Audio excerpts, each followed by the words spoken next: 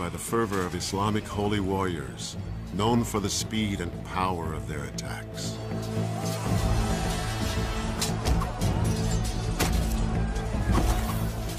Yet it is an empire also remembered for its cultivation of art and architecture, and the development of a legal code.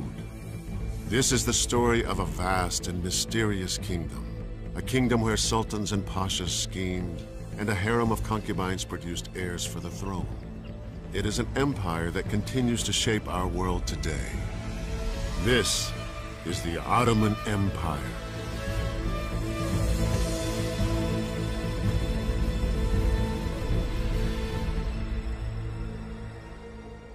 It was the dawn of the 14th century.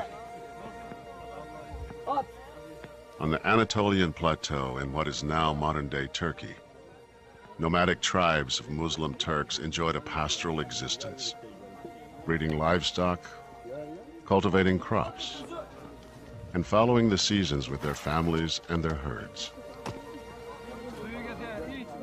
But now their native lands were under siege. Barbaric hordes of Mongol horsemen were advancing from the east. Known for their swift and ruthless raids, these Mongol warriors had created a 13th century empire that stretched from Europe's eastern edge to the Pacific. Threatening on the west were Christian armies from the once great but now weakened Byzantine Empire.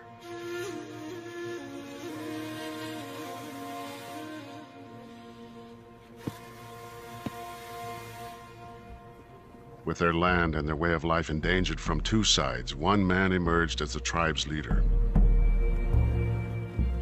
His name was Osman. He was tall, with a dark complexion and hazel eyes. He was known as a brilliant rider and swordsman. Osmanlı Devleti'ni kuran Osman Gazi'nin etrafında Osman was the founder of the Ottoman Empire. He surrounded himself with strong and brave soldiers, reckless men who were superior riders and could fire their arrows on the move. They were skilled in ancient Turkish Anatolian warrior tricks, ambushes, and hit and run tactics.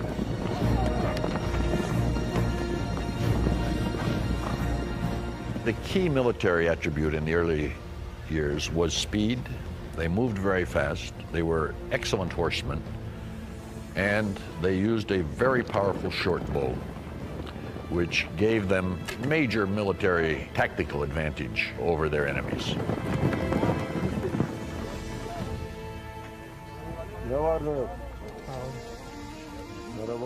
Contemporary accounts portrayed Osman as a man of the people, a down-to-earth leader.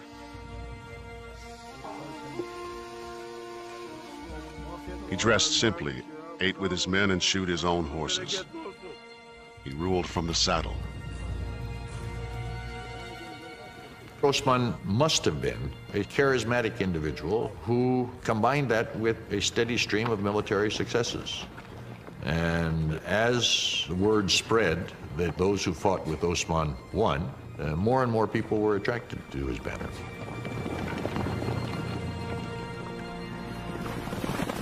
By the early 1300s, the Mongols withdrew, fearing the growing strength of the Ottomans.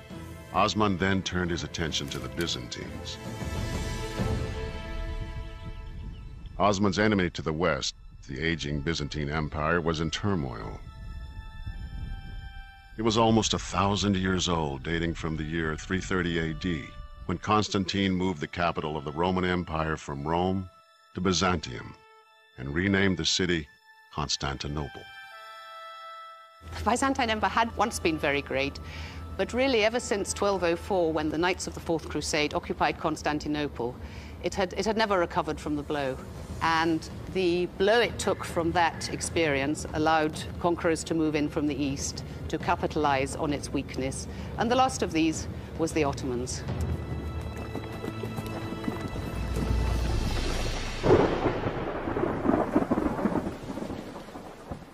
In the spring of 1302, fate smiled on Osman and his followers. Unusually heavy spring rains in the Sakarya Valley, in what is now northwest Turkey, flooded the valley floor and changed the course of the river. The fortifications along the old riverbed built by the Byzantines to protect their border, were suddenly out of position and useless. This small act of nature shifted the course of history. It gave Osman and his warriors an opening to attack. Byzantium was in a very bad way. There was, let us say, a vacuum in northwest Anatolia, a vacuum of power, and into it they went. Some later accounts of this period by Muslim scholars suggest Osman's raiders were driven by a desire to spread Islam. But more recent studies indicate their motivation was more practical. Attacking the infidels attracted many Turkish nomad horsemen, very often from among rival Turkish principalities who wanted to fight against the infidel, but also attacking and capturing rich Byzantine towns meant more booty and spoil that were distributed among the warriors.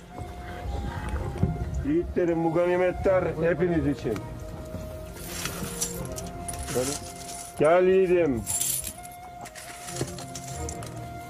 Gel yiğidim. Many of the early Ottomans were Christians. They joined Osman in a common endeavor, and that was an endeavor, I think, in the very earliest stages, to enrich themselves largely by the booty and slaves one got from warfare. Osman generously shared the spoils of war, and his numbers continued to grow.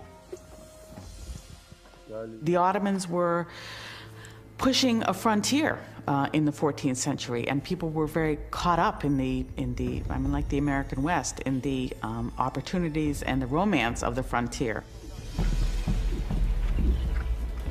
In July of 1302, the Byzantines responded to Osman's raids and counterattacked with a mercenary army.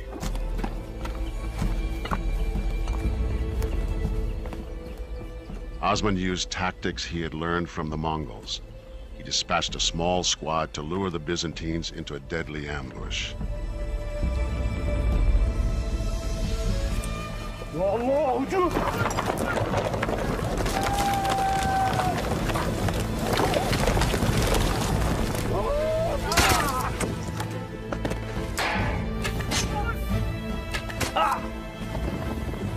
It was this victory that cemented the loyalty of Osman's troops. If you were a leader, the absolutely most basic thing you had to do was to get a group of fighting men who would be loyal to you, and their loyalty to you would transcend their loyalty to their tribe. Osman's principality, a small strip of land about the size of Manhattan, was born. By 1307, his fighting force, which began with less than 400 soldiers, numbered over 4,000. His followers became known as Osmanlis. Western languages translated the word as Ottomans. Osman's power grew not just from the force of his personality, but also from the belief in his divine right to lead. Osman and his followers were Sufis, members of a mystical sect of Islam that was popular on the frontier because it didn't require praying in mosques or reading from the Quran. Some Sufis worshipped in part through dance. Practitioners were known as whirling dervishes. Although we call it a dance, it's not really a dance. It's a practice for that individual to forget himself, to get connected with the universe, to feel the universe, to feel the God through that way.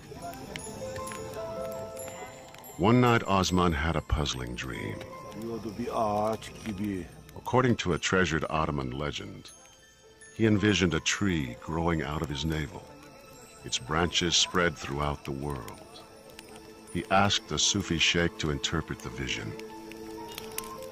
That Sufi sheikh told him that the dream meant that he would be the founder of a huge empire with many peoples under his sovereignty, and that this empire would encompass large territories and would bring much glory to the House of Osman and to Islam.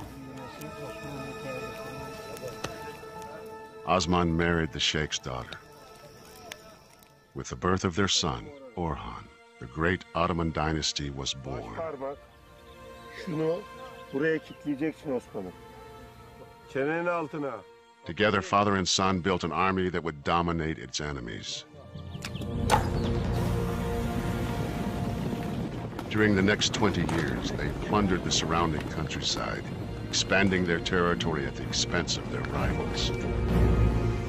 Their attack was swift, but their treatment of the vanquished was fair. Unlike other conquering powers of the times, the Ottomans granted religious freedom to Christians in conquered territories. This policy would lay the foundation for the future success of the empire.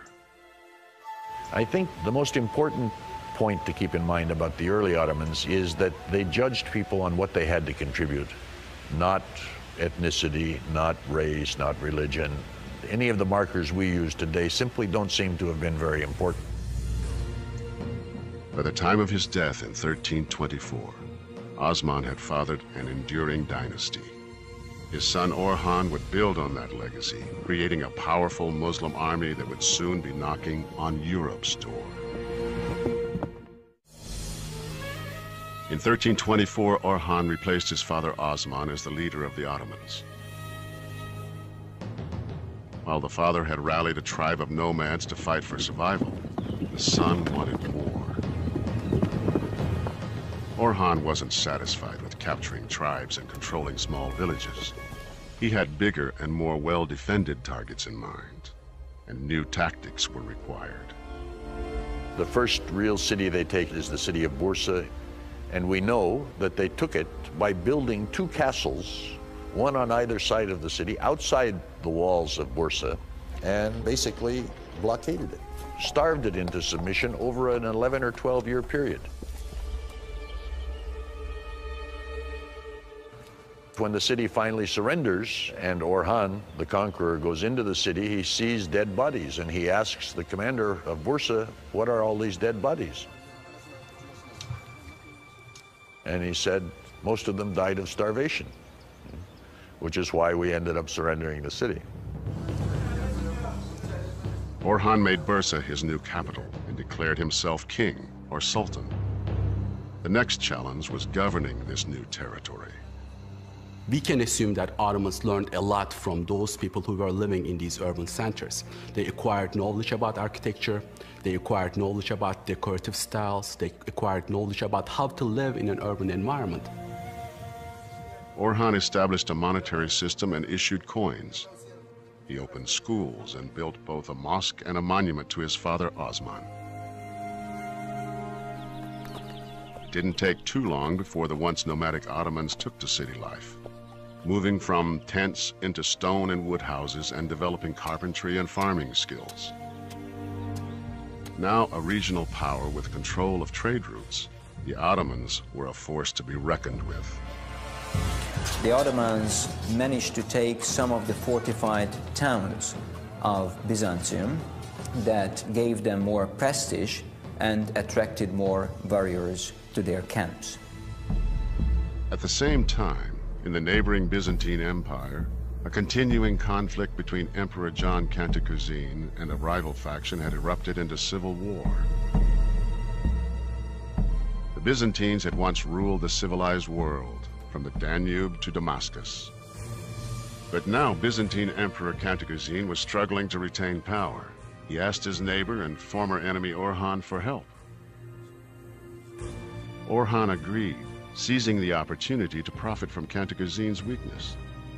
And he was given the emperor's daughter in marriage as a thank you. The bargain helped them both. With Orhan's support, Cantacuzene defeated his enemies and remained in power. But Orhan got the better deal. In the early 1350s, under the guise of helping Cantacuzene, Orhan ordered 6,000 of his troops across the Dardanelles. With no opposition, his troops laid waste to the region, claimed the territory as Ottoman lands, and gained a valuable foothold in Europe. This marked the beginning of the Ottoman Empire's westward expansion into the Balkans and beyond. Over the next 16 years, Orhan continued to expand his territory and consolidate his power. In just 60 years, the Ottomans had risen from a tribe of nomads to become rulers of more than 500,000 people. In 1362, after a 38-year reign, Orhan, the first sultan of the Ottoman people, died. His son, Murad I, continued the aggressive expansion of the empire, following the same policy of tolerance as his predecessors: conquer and tax, rather than conquer and convert. The Ottomans acted in a tolerant way, but not out of any philosophical commitment to something that we would call tolerance today, but for reasons of state. It was easier to subdue territories rather than to try and convert everybody. The Ottomans' policy of religious tolerance made administering conquered territories much easier. It reduced resistance and diminished the chance of revolt. In many areas, Christian subjects welcomed the Ottomans more as liberators than as oppressors, paying less tax to the Ottomans than they had to previous rulers.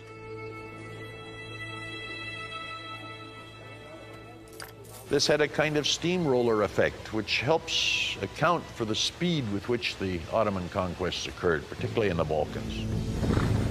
They simply rolled through whole areas because, yes, they fought. Whenever somebody stood out against them, they fought, and they won. But I think for every place they conquered by force of arms, they probably conquered 2 places by just a very effective PR system. But for Murad, new Christian subjects offered a greater opportunity. He devised a plan to create a fierce and loyal cadre of troops. Ottoman officials descended on towns in Christian territories, ordering young boys of the village to come forth for inspection. The villagers would display their youth, and the Janissary officer would go from one to the other. Height, weight, proportions. The officer would select the ones he thought would be best and took them with him. Those selected became conscripts in Europe's first standing army, an army that would transform the continent's military landscape. They were known as new troops, or Janissaries. At first, panic spread throughout Balkan Christian communities when the Janissary recruiting officers arrived. It was a process which entailed these children being dragged, literally dragged and forced out of their families. Families begged local priests to delete their sons' names from parish registers. Some parents arranged marriages for sons as young as 12 to take advantage of the marriage exemption. But over time, attitudes changed. Families realized how prestigious the path was. They knew what a promising career this could entail, and indeed not few of the more successful recruitees into this system later became very important high-ranking officials in the Ottoman state who did not forget where they came from. New recruits were brought to the Ottoman capital and converted to Islam. Allah, Allah, eyvallah. Allah, Allah, eyvallah. They underwent intense physical training and were drilled in the arts of war. The training of the Janissaries was very thorough and, to a certain extent, ruthless. There was a physical training, weightlifting and wrestling. They practiced the various formations. There was archery practice regularly twice a week. When their military training was complete, they were tattooed with a number and a symbol and sent out to work. First, they were sent to Turkish families. It was a very heavy physical work, farming the land. When they returned, their physical shape was much better. They were much stronger, and they knew the language. The strongest and brightest were sent to special schools to finish their education. Janissaries who entered what are called the palace schools got a very broad education. They were trained in Arabic, Persian, Turkish. They were certainly trained in the Islamic sciences. Everyone was taught a skill.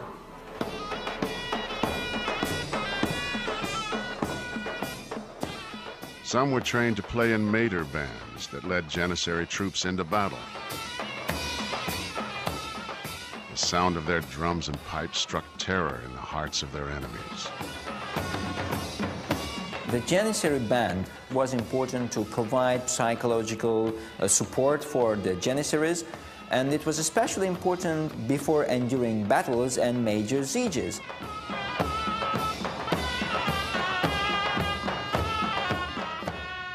Janissaries who demonstrated extraordinary bravery were rewarded in later life with transfers from military service to civil service. A select few became part of the Sultan's inner palace circle, the counselors and viziers who quietly ran the government. Others were returned to their homelands as administrators. In effect, they became deputies of the Sultan's royal family. So if you had been taken, let's say, at the age of 12, had been considered one of the top-notch kids, had been sent to the palace school, by the time you're 20, 21, and you pass out of that, you become an officer in the corps, you can become an officer in the provincial cavalry or an officer in some of the regiments of the palace. And eventually you rise up and you could even become the Grand Vizier. The only thing you couldn't become is the Sultan, because you're not a member of the dynasty. Whether as soldiers, advisors, or administrators of far-off lands, the Janissary's sole loyalty was to the Sultan. Murad's revolutionary concept gave him firm control over all his inherited and conquered lands, and turned the Ottoman state into a true empire, reaching deep into Europe. In 1389, Murad was 70 years old and still leading his troops into battle when he was mortally wounded in Kosovo. According to legend, as Murad lay dying, he named Bayezid, his younger rather than older son, to succeed him. Brooking no rival, Bayezid immediately ordered the murder of his older brother Yaqub. Murad's radical departure from eldest succession would set a deadly tradition and define the Ottoman dynasty for centuries. This whole question of being an Ottoman prince, you were going to have to kill all of your brothers, or they were going to have to kill you. It's hard to imagine. As you grow up, living what for us is the unthinkable. Over the next decade, the Ottoman Empire descended into chaos and civil war until a new sultan emerged as one of history's great conquerors.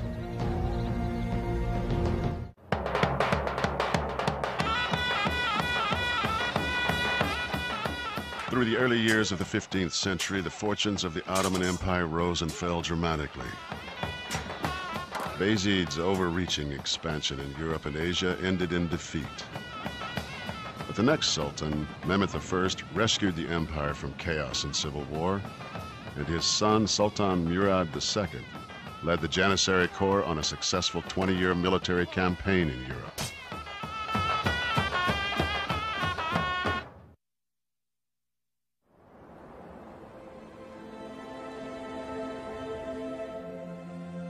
By the year 1444, after 23 years in power, Sultan Murad II was exhausted. Murad II was tired of the burdens of ruling and warring and negotiating, and really wanted to retire and become a solitary scholar. Murad II then took an extraordinary and unprecedented step. He abdicated and handed over the monarchy to his 12-year-old son, Mehmed II. But the son's reign was brief, and Murad II's retirement was short, just 2 years. The rise of a coalition of his old enemies, including Hungary and Venice, sent Murad II back into battle. This time, he remained sultan until his death in 1451. When his son Mehmed II assumed the throne for the second time at the age of 19, he felt he was ready. But the Janissaries, still loyal to his father, were skeptical and rebellious. The troops, the Janissaries and others, are used to looking to the father for leadership and guidance. And this young kid comes on the scene, and people say, well, why should we take him very seriously? As the empire again edged close to chaos, young Mehmet's enemies circled, watching and waiting. He needed a bold stroke, a conquest that would win over the skeptics. He turned his eyes to Constantinople. Constantinople was a mythic place for the Ottomans. Constantinople represented imperial power, global success. Sultan Mehmet, gerekse onun hocası Akşemseddin, Molla Gürani ve onunla A primary motivation to capture Constantinople for Mehmet II were the words of the Prophet Muhammad himself, who said, conquering Constantinople would take a glorious army led by a superb commander. Müjdesini verdiği güzel asker, güzel komutan olmak hedefi idi. Mehmet had the confidence of a brash 19-year-old. He banished the Janissaries who challenged his rule and demanded a pledge of loyalty from those who remained. The conquest of Constantinople was actually a message to rivals in the Ottoman power structure that he was challenging their authority. Mehmet immersed himself in military manuals, studying the tactics and weapons of the world's most successful armies. Mehmet 19 yaşında ikinci defa tahta geçtiğinde Mehmet was willing to do whatever it took to achieve his goal. He was studying day and night, and he was even dreaming about it. Once he ordered his vizier to the palace in the middle of the night, and he told him, Pasha, Pasha, I can't sleep because my mind is filled with thoughts about conquering Constantinople. How are we going to do this? alaraktan Paşa Paşa İstanbul'un fethini düşünmekten uyuyamıyorum. In the spring of 1452, Mehmet ordered the construction of a new fortress just 6 miles from the outer walls of Constantinople. Wanting it completed quickly, the Sultan, with all the energy and impatience of youth, worked side by side with the stonemasons. Rumeli Fortress was completed in just 4.5 months. He built, almost overnight, this enormous castle on the European side of the Bosphorus at one of the narrowest spots on the Bosphorus as a companion to a castle that already had been built by an earlier Ottoman sultan on the Asian side. Together, these two fortresses would make it nearly impossible for supplies or reinforcements to reach Constantinople. Any ships that came from the Black Sea that tried to break through to help Constantinople from that side, he would shell with artillery. Simply being there cut off the ability to in any way provision the city. And that is reminiscent of what we'd seen even a century or so earlier when the Ottomans traditionally built fortresses outside of cities that they wanted to conquer and starve them into submission. But Mehmet was not content to just wait. He marched 6,000 fresh troops into his new fortress. His intentions were clear. Byzantine Emperor Konstantin XI was terrified. He immediately began to fortify the city. Imperial Constantinople in 1453 was an enormous walled structure with a few villages inside, very scattered centers of population, that basically the city had become depopulated. Yeah. While still the crown jewel of the dwindling Byzantine Empire, Constantinople was no longer the majestic, thriving capital it had once been. The population had shrunk from almost 1 million at the end of the 10th century to just 40,000. But as a fortress, it was still almost impregnable, with 14 miles of reinforced stone walls. In some places, 2 lines of walls as high as 40 feet. It was one of the strongest fortifications of its time. You can't imagine they're ever being conquered by anyone. Those great walls are what kept Constantinople from being overrun by its enemies for centuries. Burası İstanbul'un kara tarafındaki kapılarından bir tanesi. This gate is one of the entrances to Constantinople. In times of peace, the Byzantines would open these gates to the public and to soldiers so they could enter the city freely. But in wartime, when the city was under threat, they would wall up the gate like this and block the entrance in order to keep the enemy outside. As you see here, the last wall built into this gate was when Mehmet II prepared to attack the city.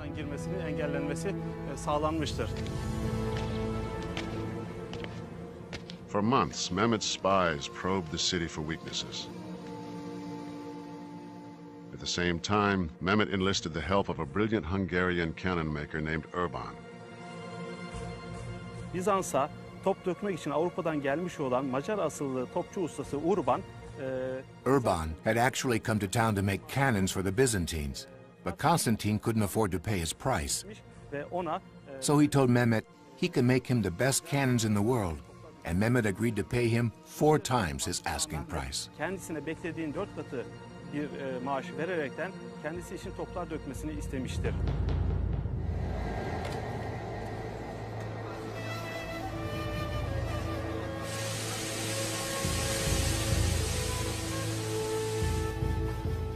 Urban built a battery of advanced artillery pieces, including the world's largest cannon.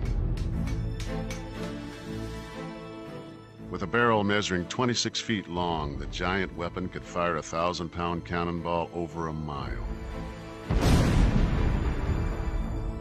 The explosion could be heard 10 miles away.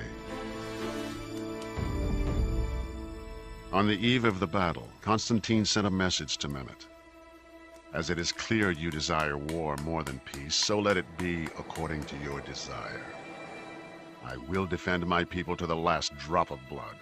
The Supreme God calls us both before his judgment seat. Mehmet responded, "The holy war is our basic duty as it was in the case of our fathers. Constantinople, situated in the middle of our domains, protects our enemies and incites them against us. Conquest of this city is therefore essential to the future and safety of the Ottoman state." On April 6th, 1453, the siege of Constantinople began. April 1453, just 2 years after becoming Sultan and just 9 months after completing the Rumeli fortress, Mehmet II was ready to attack Constantinople. Outside the fortress city, 100,000 soldiers, including a corps of elite janissaries, massed beneath the towering city walls. The troops donned chainmail armor and readied their weapons. Inside, Christian defenders braced for an attack. The Byzantine army had about 9,000 soldiers. Of course, this number was nothing compared to Mehmet II's army of 100,000 soldiers. But the Byzantines had tremendous confidence. They believed their giant moat and 2 lines of walls were invincible in defense of Constantinople.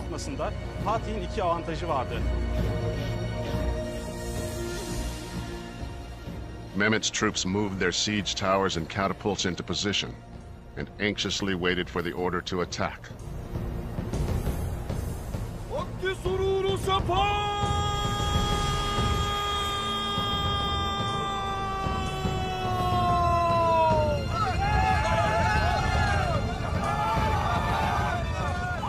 On April 7th, Mehmet launched the first wave of his assault against the land walls of the city. But the defenders held firm.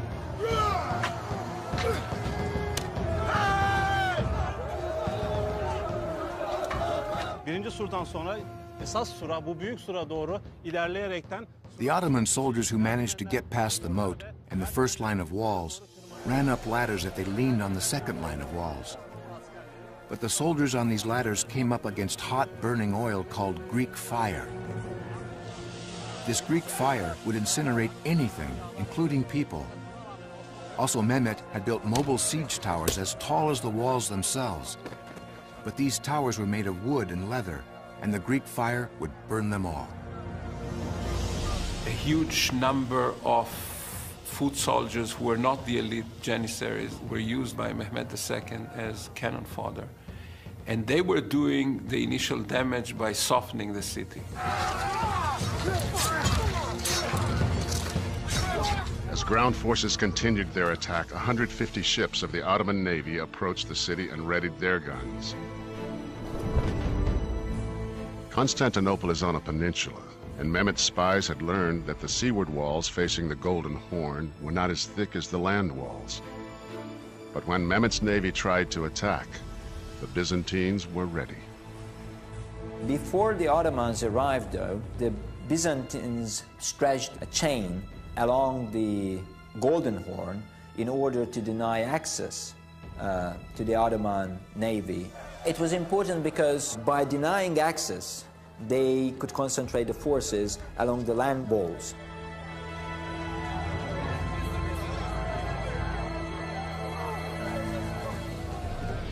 Then Mehmet devised a remarkable plan. If he couldn't break through the blockade, he'd go around it.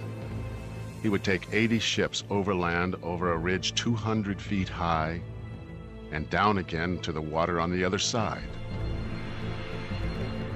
It is quite extraordinary when you think about ships weighing many tons, several tons at least, being dragged on rollers up a very steep hillside for several miles and then being pulled down those rollers several more miles. You have this vision of hundreds of oxen and thousands of log rollers, probably greased with some substance or another, and men screaming and pulling in this very dramatic scene.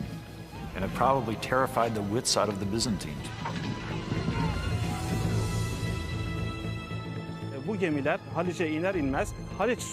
As soon as these ships made it into the Golden Horn, they started to fire on the walls. Konstantin redeployed troops from the land walls, but this created a serious weakness in their defense.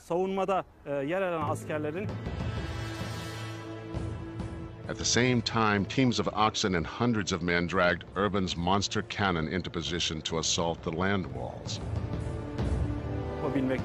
The giant cannon could only be fired 3 times a day. It would get so hot after firing that the Ottomans had to use olive oil to cool it down to prevent it from cracking during firing.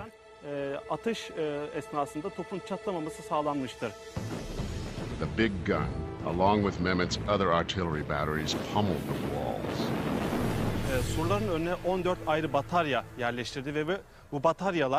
Mehmet had 14 artillery batteries positioned in front of the walls, and they fired day and night. To complement the big cannons, he developed a unique firing system for destroying the fortress.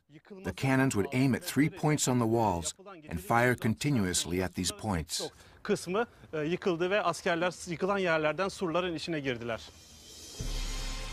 On May 29, 1453, after 7 weeks of intense siege, Mehmet gave the order for what would become the final assault.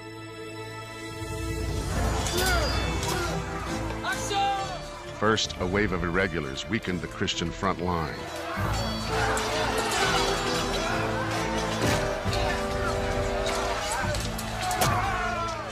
Next, a second wave of regimental troops intensified the battery.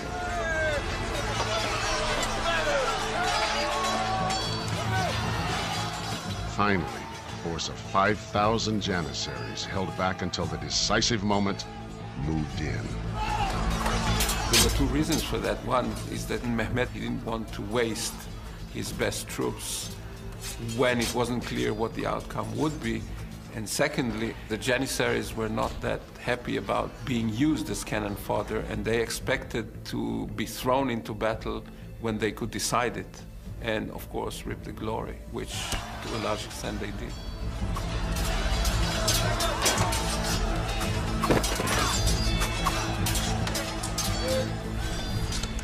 The wall was breached. As the Janissaries rampaged through the streets of Constantinople, the surviving Byzantine troops panicked and fled.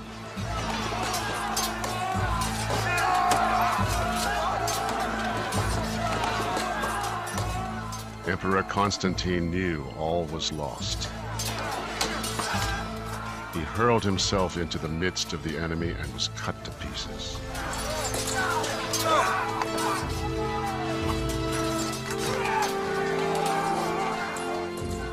For For 1,000 years, the city had been a symbol of Christian dominance.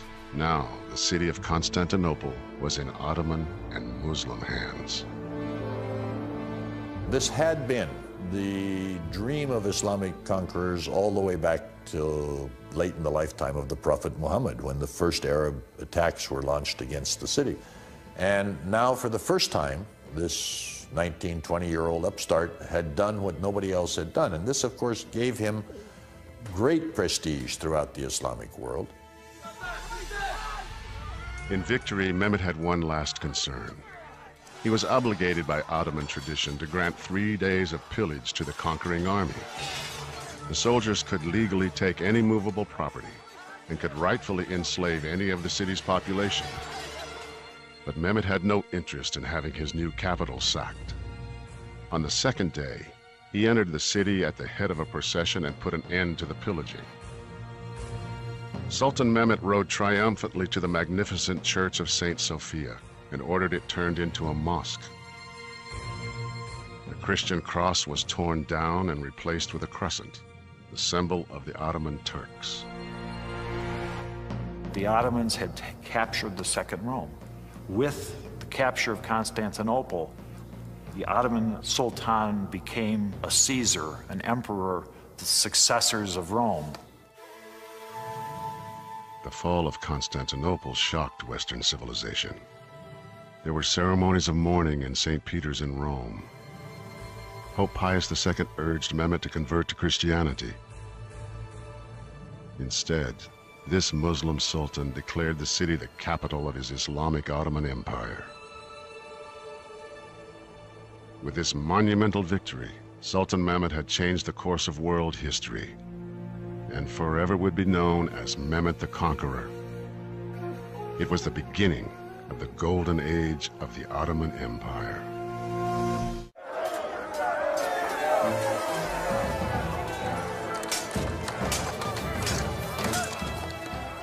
The conquest of Constantinople was a towering achievement for both the Ottoman Empire and its young Muslim sultan, Mehmet the Conqueror. Once he conquered the city on the 29th of May, 1453, something that had been the dream of Islamic rulers for 700 years, he got unbelievable prestige. Mehmet's new capital took on a new name, Istanbul. He quickly set out to rebuild. He refortified the battered city walls, rebuilt the city skyline, and commissioned his own great mosque. What he wanted to do was to make Ottoman Constantinople, Istanbul, into the rich and powerful city that it had once been, to protect the past, incorporate it into the present, and use it as a foundation for his own authority and power. With a location that bridged continents and cultures, the city had prospered for centuries through trade. The new sultan ordered construction of the legendary Grand Bazaar, still the largest covered street bazaar in the world, where textiles, crafts, jewelry, and spices were traded in an intricate maze of covered streets.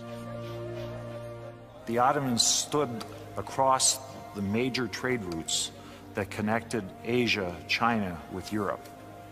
And Europe dearly loved Asian goods, including the spices of the East Indies. But the only way they could get those was if the goods passed through the Ottoman world. Mehmet gathered whatever and whomever he needed. To revitalize the city's merchant class, he recruited tradesmen and craftsmen from across the empire. Everyone would take part in the city's rebirth. He invites people to come and says, if you'll come and settle in my city, I'll give you free houses, I'll give you tax breaks, I'll make it economically very attractive.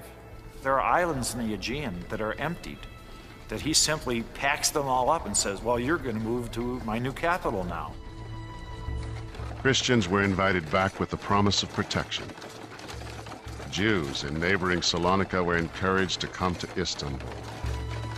His idea was not simply to physically rebuild a city, it was to ensure that the city had a population with the urban skills, and that meant economic and business and trade skills, that would make it the capital that he wanted to have. New craftsmen brought new skills. Silk from the early Ottoman capital Bursa, along with wool, goat hair, and cotton, were woven together into intricate carpets that became the Ottomans' most famous export. In 1465, the 33-year-old Sultan Mehmet II began work on the crown jewel of his new city, the extraordinary Topkapi Palace. Topkapi Palace should be thought of as a gigantic household consisting of concentric circles of power, the outermost circle being the least powerful. And as you get closer to the center of the palace, you get closer to the person of the Sultan, and therefore closest to the locus of power. It was intended to be both a symbol of power, but also the actual place of power. The massive 173-acre complex would ultimately include 10 mosques, 2 hospitals, 5 schools, 12 libraries, and 22 marble fountains. What you see in the background here are the chimneys of the kitchens. One of the things that I always think about when I look at those chimneys is that we call it a palace, but it was really a city. We have the registers of the food purchased and the cost and the amounts. At least 5,000 people a day were fed here. So this was a massive operation. Topkapi Palace was, in fact, a city within the larger city of Istanbul. Mehmet governed both in royal fashion. He took over much of the trappings of the Byzantine emperors, of the Eastern Roman Empire. The bread that the sultans ate came from a very special wheat grown in 2 villages in Bursa. And even as late as the 17th century, in the old palace in Bursa, there were 200 janissaries whose entire job in life was to sort through the flour, make sure there were no impurities, and send so many 100 pounds of this a week wherever the sultan was. The Sultan ordered 2 mountain villages to supply ice year-round for Topkapi. Once a week, 200 donkey loads of ice would go down to the sea, be sent to Istanbul to cool the sherbet served at the meals in the palace here. Mehmet's religious tolerance and his broad interests in art and commerce transformed Istanbul into the vibrant new center of the Islamic world. He surrounded himself with Byzantine historians, philosophers, writers, diplomats. He was interested in many of the things that his contemporaries in Europe were interested in. He was, I guess, as close as I can think of to a sort of Ottoman Renaissance man as one can imagine. But his civic interest didn't alter Mehmet's military goals or aggressiveness. Rebuilding Istanbul required money, and new conquests generated new revenues.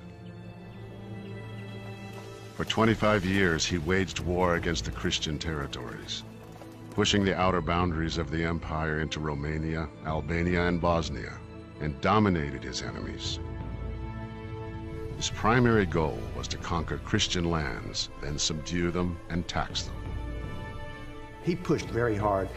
He's in some ways a kind of Napoleon-like figure. I mean, he very definitely is a dynamic and decisive military man who also has a lot of ideas that spill over in other respects.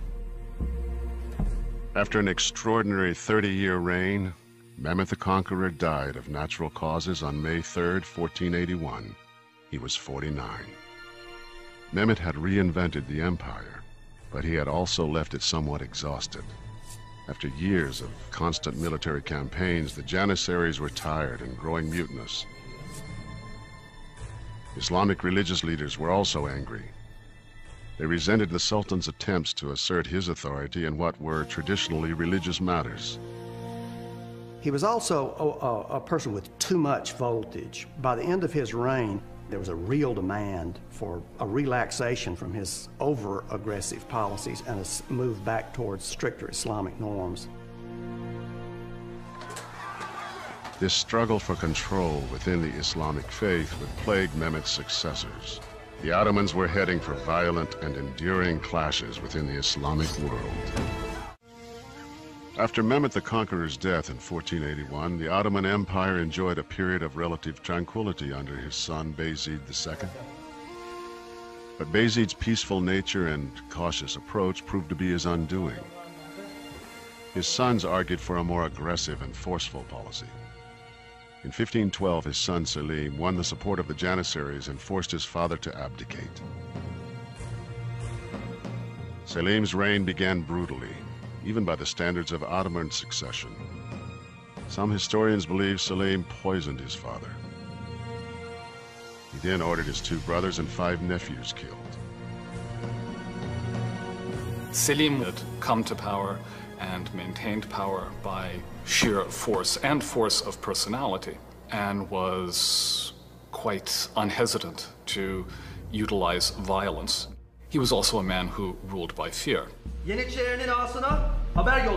All Ottoman rulers had nicknames, and they sometimes are quite telling. Selim is Yavuz, which means grim or mean. He probably got that nickname because he is the Ottoman ruler who turns against the older Islamic states. Islamic law prohibits Muslims fighting Muslims, but Sultan Selim claimed other Middle Eastern rulers were heretics and went on the attack. By 1517, Selim's army had swept through Iran, Syria, Lebanon, and Egypt, capturing the holy cities of Jerusalem, Mecca, and Medina. These conquests earned him the title of Caliph, meaning head of Islam. Up until that time, the people they ruled were overwhelmingly Christian. It's now that, for the first time, a majority of their population were Muslim. And of course, the conquest or the incorporation of the holy cities of Mecca, Medina, and Jerusalem for the Ottomans was a prestige factor. This allowed them to see themselves and be viewed by others as the leading Islamic dynasty.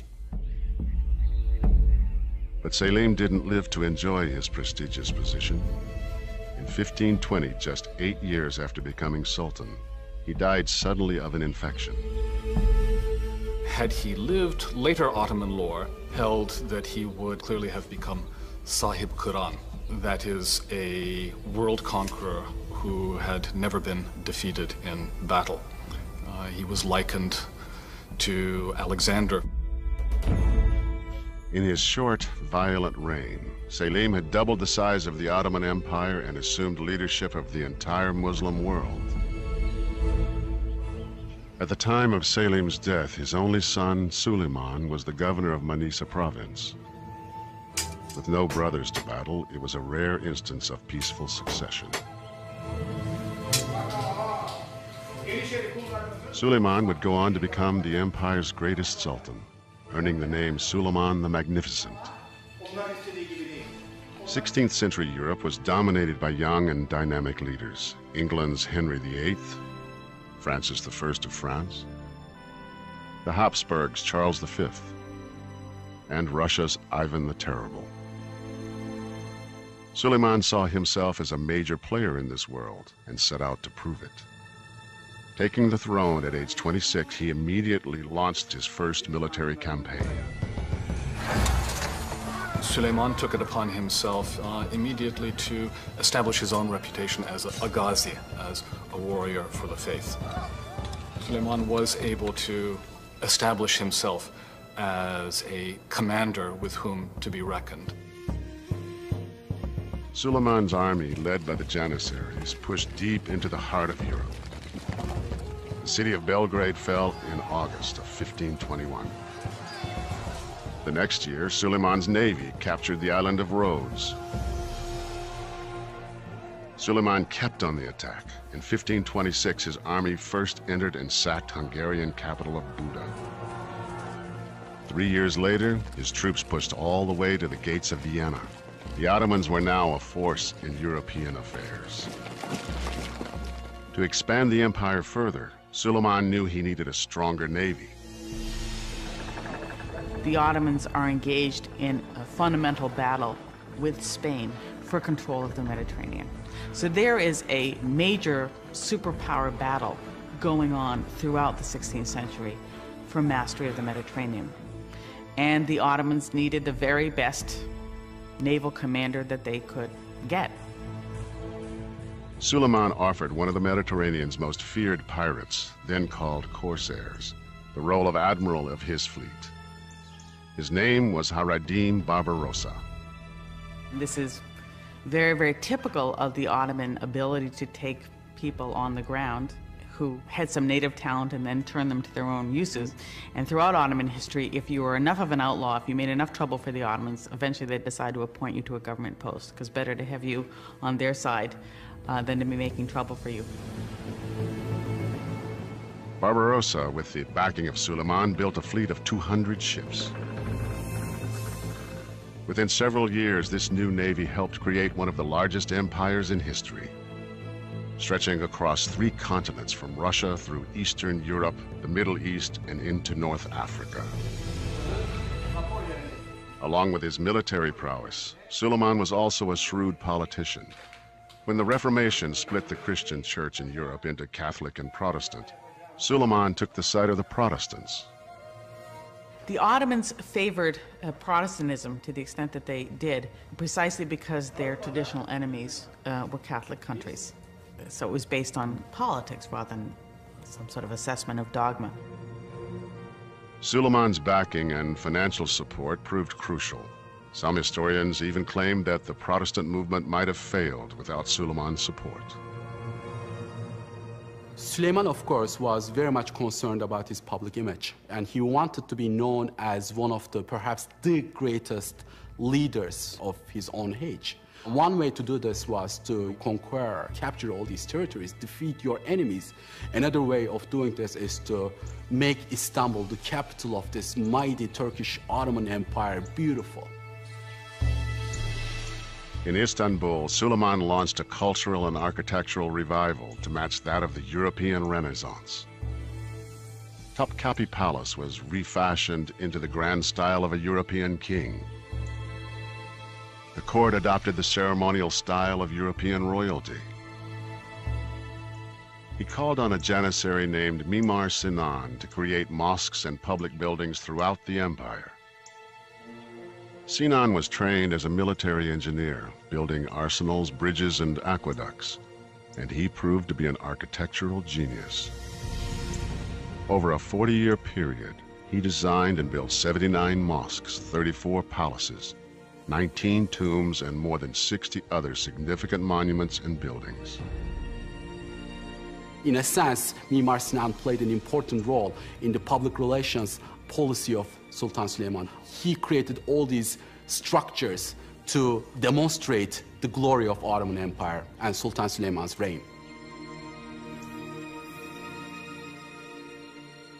To the Europeans, he became known as Suleiman the Magnificent, but to his own people, he was called Kanuni, the lawgiver.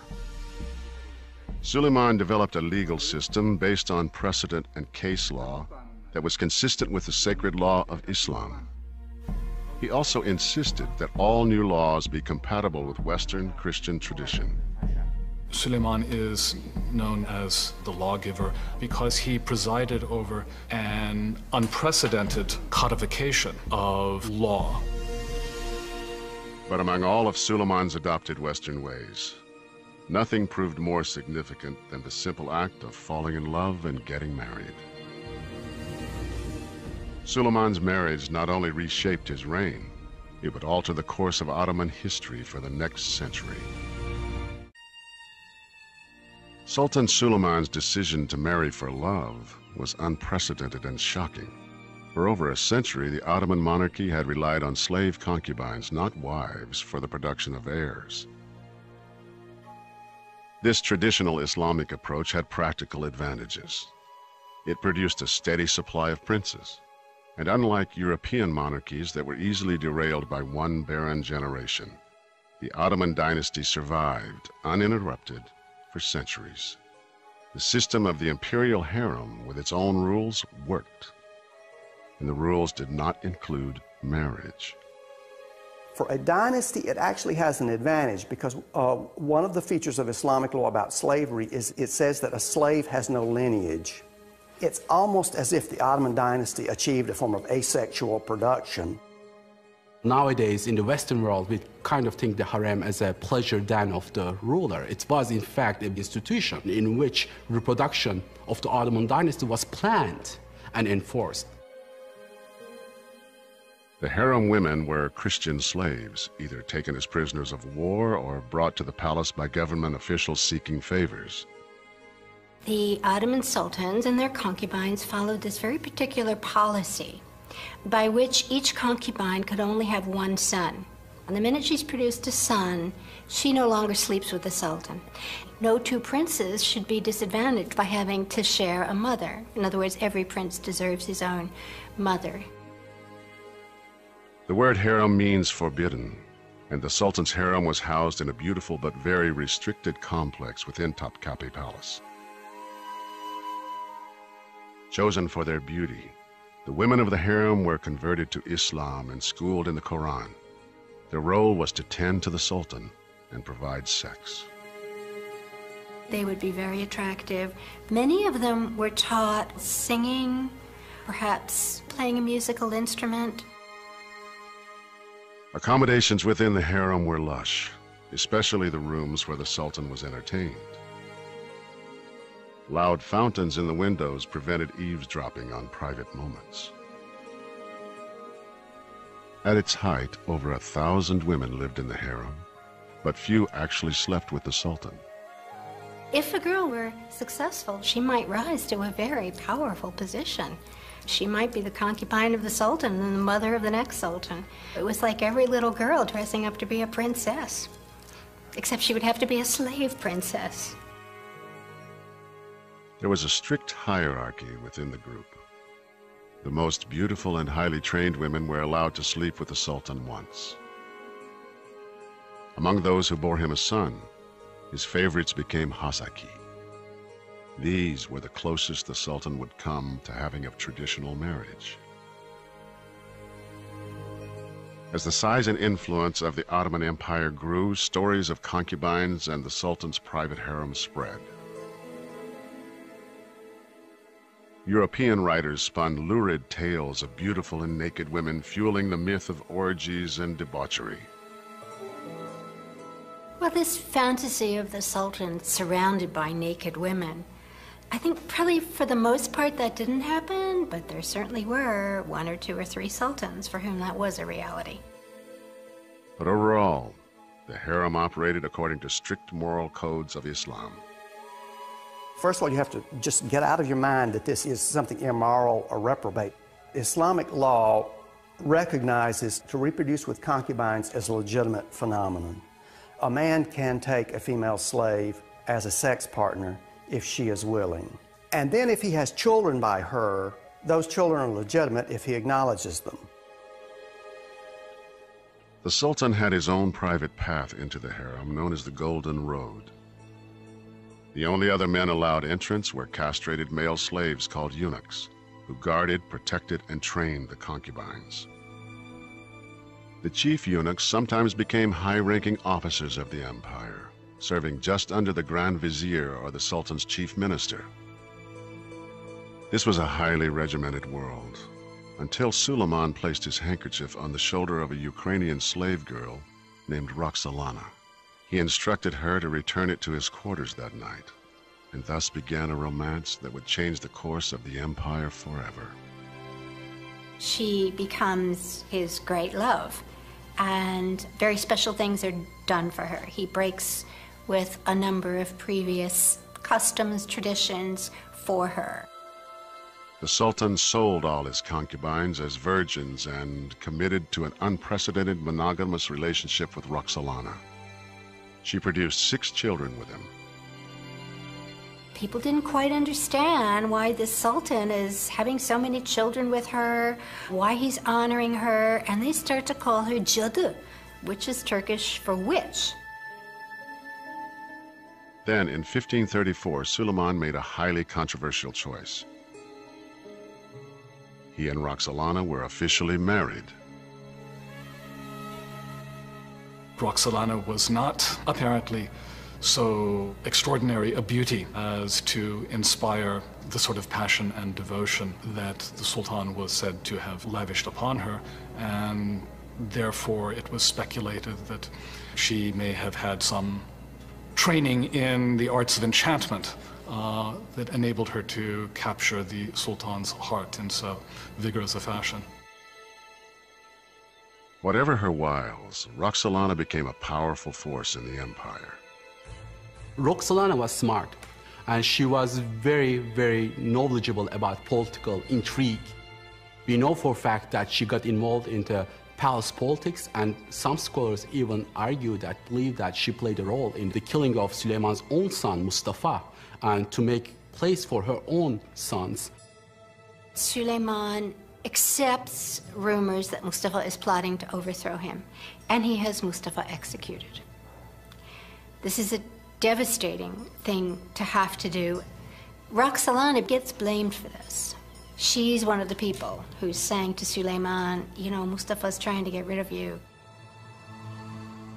After Mustafa's execution, Roxolana's own son, Bayezid, died under mysterious circumstances, leaving Roxolana's favorite son, Selim, as the only surviving heir. I mean, we are talking about Ottoman palace politics. You have to be smart, you have to be calculating, you have to be vicious in order to survive. Roxolana can be seen as a manipulative lady, but you have to be a manipulative lady in order to survive in that environment. Süleyman's loyalty to his wife never wavered. When Roxolana died, she was buried in a tomb designed for a queen. 8 years later, in 1566, the Ottoman Empire's greatest leader died in his sleep while on campaign in Hungary. He was 72. Sultan Süleyman really sought to create a world empire. It was certainly a single reign marked by the greatest territorial expansion. It was marked by an extraordinary degree of institutional innovation and organization. Süleyman's reign is a zenith. Süleyman's 46-year reign saw dramatic advances in law and in art and architecture. He left behind an empire far more European than the one he inherited. But the infighting and intrigue that had plagued European monarchies would soon visit the palace of Süleyman's successors.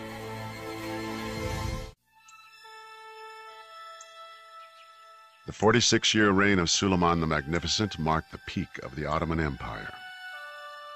For 2.5 centuries, through the reign of 10 sultans, the empire's growth had been fueled by the spoils of war. Now there was nothing left to conquer. It simply wasn't possible to keep on conquering. There had to be a change. They were up against borders in Europe, and they were up against borders with Iran. They were going to waste their budget on unnecessary wars. Constant campaigning had honed the Ottoman war machine into an invincible force. Now idle, it declined rapidly, failing to modernize either its tactics or technology. By the end of the 16th century, the Ottomans actually are surpassed by their foreign enemies, and they lose that military edge. Sultans no longer led their armies in battle. The Sultan is no longer the warrior king on horseback leading his troops on the frontiers, as they were in the reign of Süleyman. The Sultan basically stays in Istanbul and is the figurehead in a system that really is being run and controlled by others. And that system, the military and civil institutions that were so effective in building the empire, proved incapable of maintaining it. By the late 16th century, the Ottoman Empire, unable to meet the challenge of change, entered a centuries-long period of slow decline. One by one, its institutions failed. Among the first, the Ottoman tradition of dynastic succession. Fratricide may have been brutal, but it had served the Ottomans well, providing an unbroken string of 10 powerful sultans. One of the things that contested succession did, crude and barbaric as it seems to us, is it tended to eliminate weak candidates to rulership. Name me any European monarchy that had an unbroken succession of 10 able kings. In 1595, the most violent dynastic killings in the history of the empire put an end to fratricide. Mehmet III came to power after murdering 19 young princes. The wails and cries of the people of the city were doubled and tripled on this funeral. They simply could not bear to see this procession of coffins coming out of the palace. Some of them are this big. So it must have been terrible. And I think that was one of the pressures that persuaded the dynasty to stop doing fratricide. The sultans who followed Suleiman were, with rare exception, weak and inexperienced. Many were minors under the influence of the Valid Sultan or Queen Mother, and the palace fell victim to intrigue and infighting. The empire that had thrived for centuries with strong sultans and dominant armies now had neither. By the late 18th century, the Ottoman army, the war machine that had outmanned, outgunned, and outmaneuvered all its enemies, was in ruins. It was defeated by Russia's Catherine the Great in the Crimea in 1774, and was unable to stop Napoleon's invasion of Egypt in 1798. The mighty Janissaries, once the tip of the sword of the Ottoman army and the training ground for the viziers and advisors who managed the empire, had degenerated into a corrupt and lawless band of rebels. They were no longer effective on the battlefield, and they were out of control. Yeniçeriliğe uygun olmayan kişilerin askere alınması.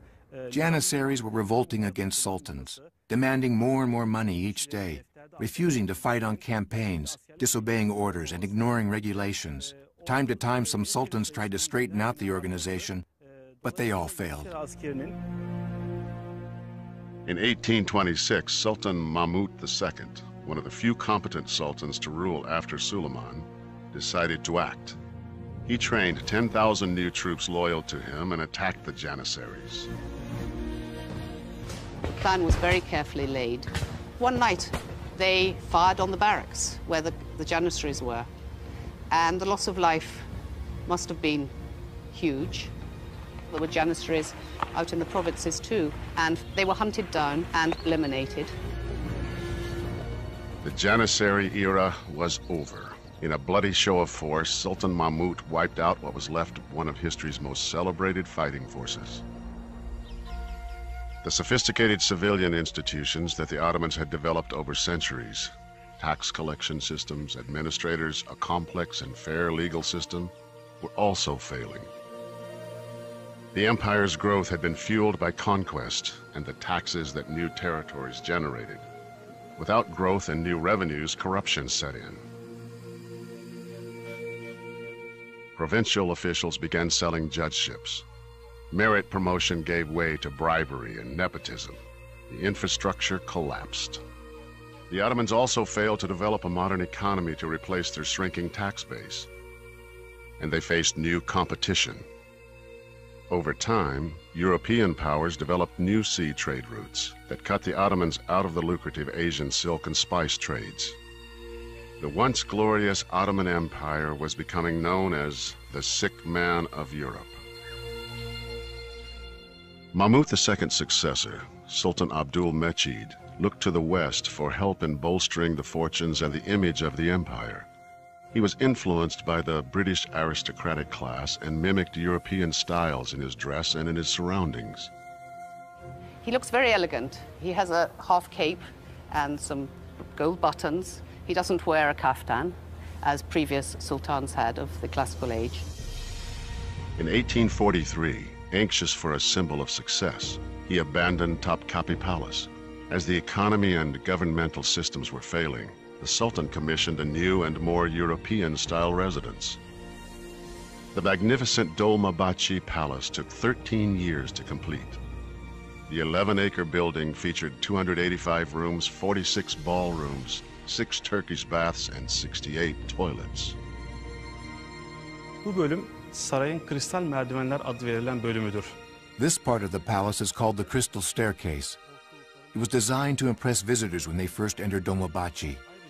Merdivenlerin tam tavası In addition to the crystal balustrades, the ceiling itself is also built of crystal, so that the light that streams through forms a magnificent display of the 7 colors of the rainbow. The ceremonial throne room was one of the largest ballrooms in Europe, designed to host state affairs for 2,500 people. The 4.5-ton chandelier was a gift from Britain's Queen Victoria. Bu saray, Osmanlı Devleti'nin inşa ettiği ikinci büyük saraydır Topkapı Sarayı'ndan sonra. This palace was built to show the glamour and the wealth of the Ottomans to foreign diplomats. But the palace came at a great cost. The Ottomans had wars and economic crises, and spending billions of gold lira and tons of gold on the construction of Dolmabahce only made the financial situation worse. The Ottomans have declared bankruptcy in 1876, and the Ottoman debt burden is crushing, and in fact, more Europeans work for the Ottoman debt administration in the empire than do Ottoman officials work for the Ottoman Ministry of Finance. The reign of Sultan Abdul Hamid II would lead the Ottoman Empire into the 20th century. He continued to try to rebuild the reputation of the crumbling empire. He commissioned the most prominent photographers of the day to document the best of the empire: schools, hospitals, and manufacturing. The Sultan personally presented over 1,000 photographs to the U.S. Library of Congress and the British Museum, hoping to convince the Western world of the Ottoman Empire's technological development and industrial advances. These pictures do not, however, tell the true story. As World War I approached, the Ottomans faced bankruptcy and economic disaster.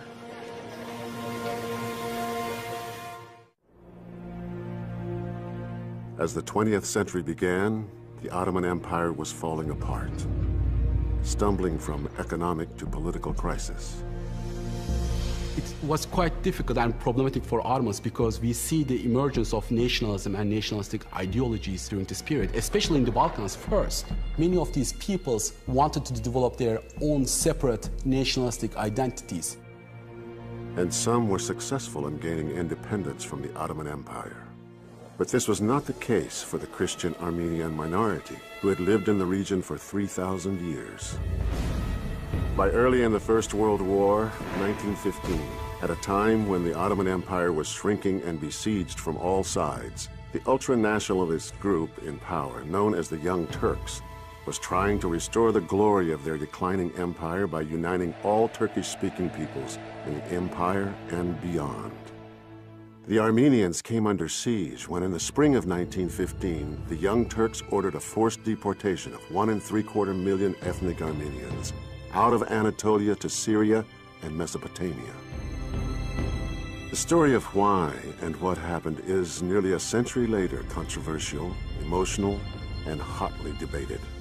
To the Turks, the deportations were ordered because some Armenians were allying themselves with Russia, Turkey's enemy to the east. To the Armenians, this was a pretext. The deportations were ordered out of a desire to rid Turkey of Armenians forever.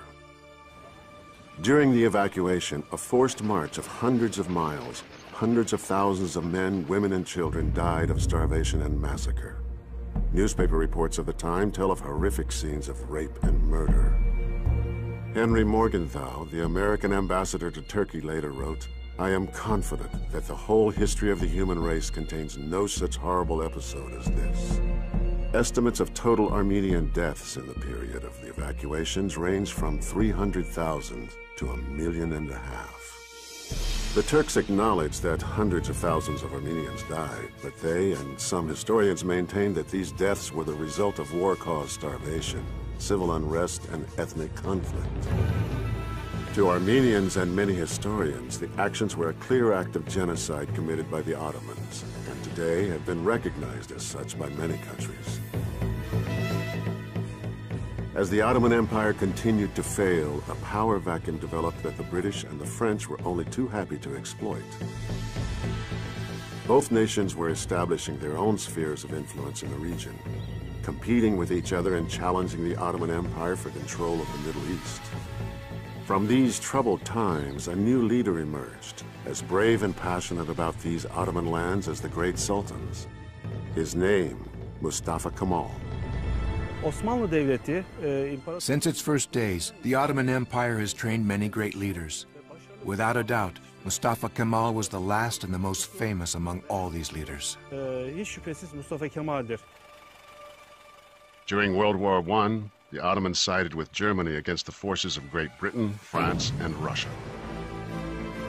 At the famous Battle of Gallipoli, Mustafa Kemal earned his reputation as commander in the best Ottoman tradition. On February 5, 1915, British warships sailed towards the Dardanelles with the objective of capturing Istanbul.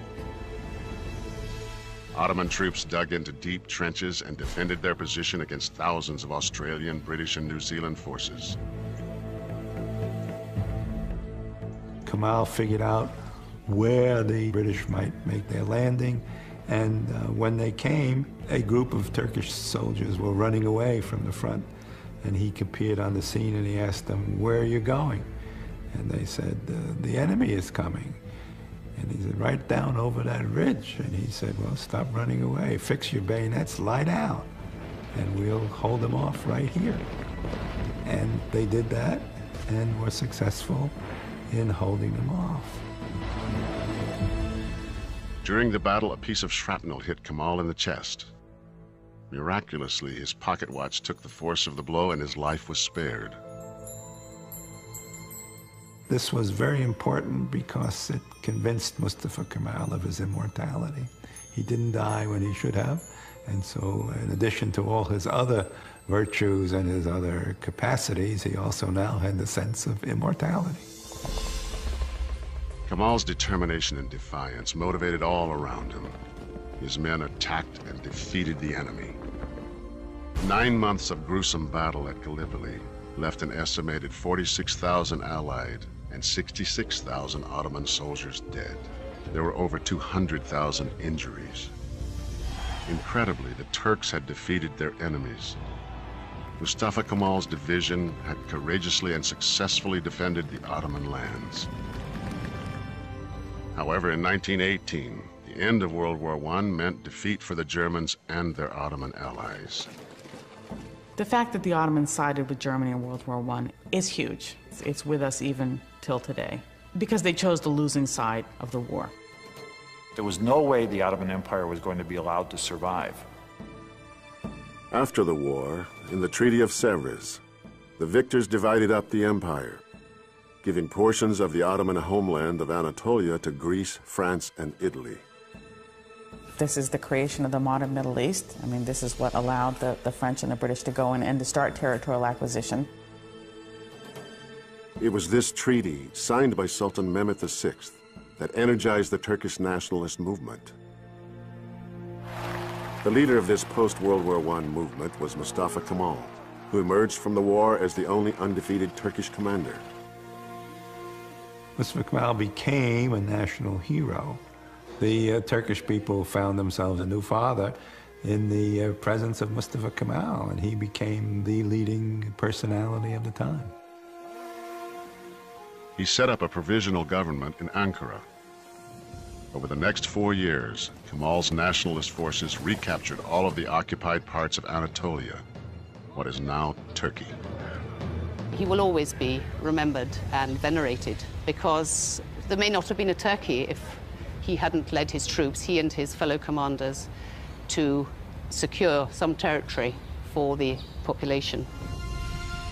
Parliament offered Kemal the Sultanate and the Caliphate, but he had other ideas. Long a critic of the corrupt rule of the sultans, Kemal shocked Parliament by abolishing both sacred titles. He threatened his colleagues that if the proposition was not carried, some heads would be cut off. Fights broke out. Some politicians fired guns on each other, but Kemal won.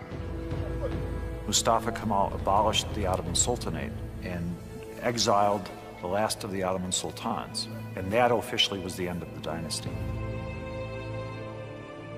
After more than 600 years, the Sultanate of the Ottoman Empire was over. The last Sultan, Sultan Mehmet VI, left Turkey aboard a British warship. The end of the Ottoman Sultanate was a major event in Middle Eastern history. It is an event that the area is still wrestling with. There are hundreds of thousands of people still living in those areas that were born in the Ottoman Empire.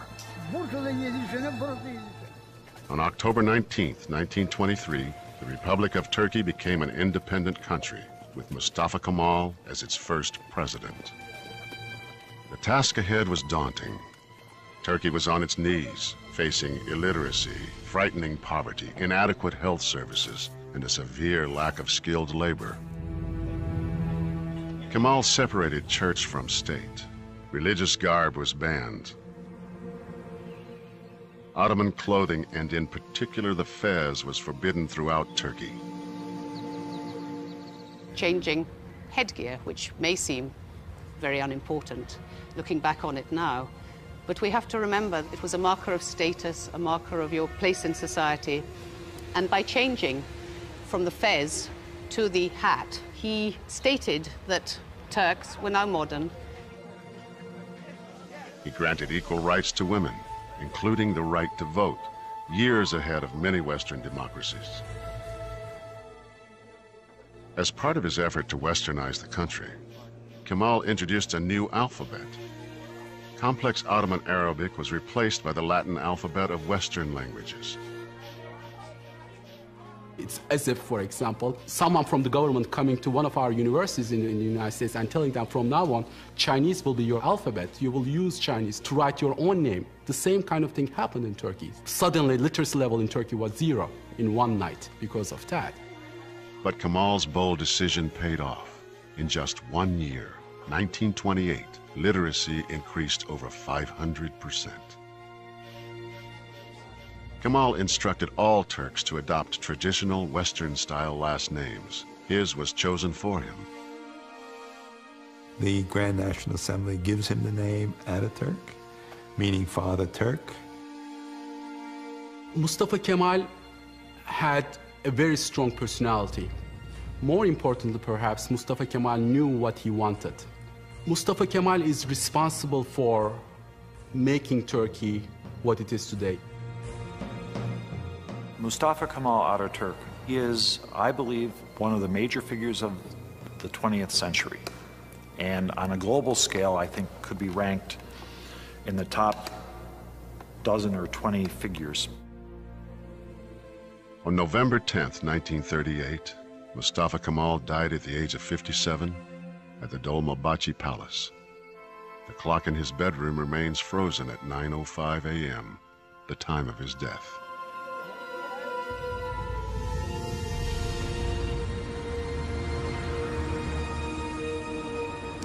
And to this day, at the same hour on the day of his death, people all over the country stop for a moment to remember Mustafa Kemal Ataturk.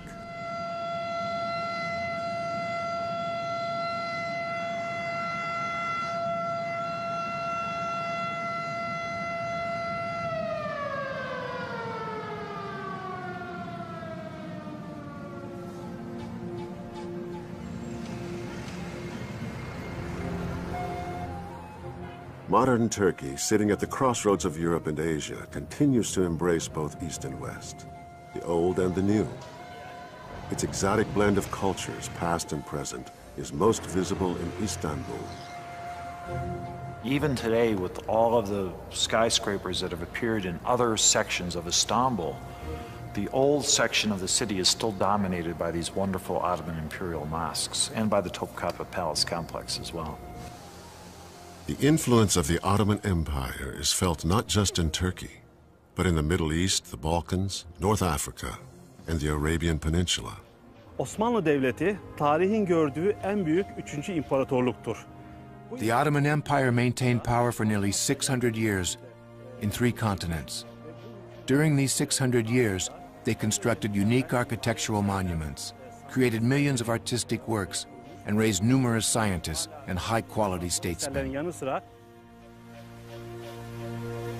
In the end, the Ottoman Empire remains an empire of contradictions.